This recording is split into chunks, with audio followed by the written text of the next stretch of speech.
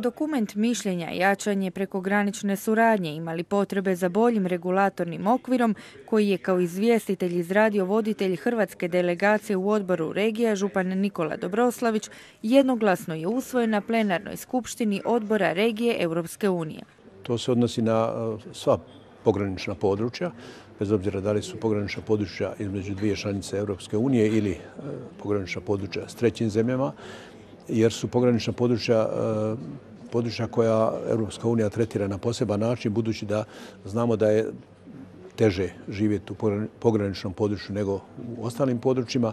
Ovo je prvi put da je član hrvatske delegacije pripremio neko mišljenje za odbor regija, a uz to Dobroslavić je istaknuo kako luksemburško predsjedništvo predlaže još jedan zakonski alat. Kojim bi se za određeni pojedinačni projekt u pograničnom području moglo izraditi i posebne propise, ukoliko se slože naravno države članice, i onda bi se po tim posebnim propisima, dakle, ne bi se primjenjivale dvije, recimo, stope PDV-a ili neki drugi propis dvije države, nego bi se utvrdilo jedna stopa PDV-a, jedno zakonsko rješenje koje bi se onda primjenjivalo samo za to područje i za taj projekt.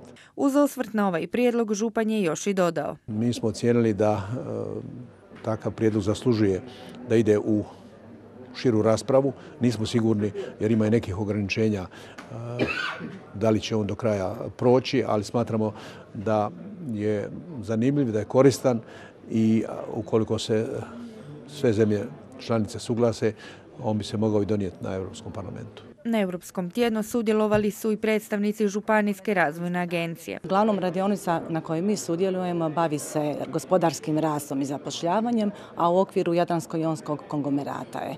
Imamo 14 sudionika, 14 regija, ovo su dani europskih regija i gradova i tako pratimo rad, želimo potaknuti razvoj naših regija.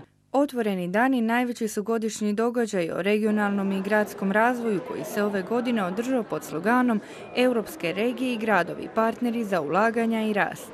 Glavne teme i rasprave bile su vezane za modernizaciju Europe, inovacije, stvaranje novih radnih mjesta te urbani i ruralni razvoj i integracija.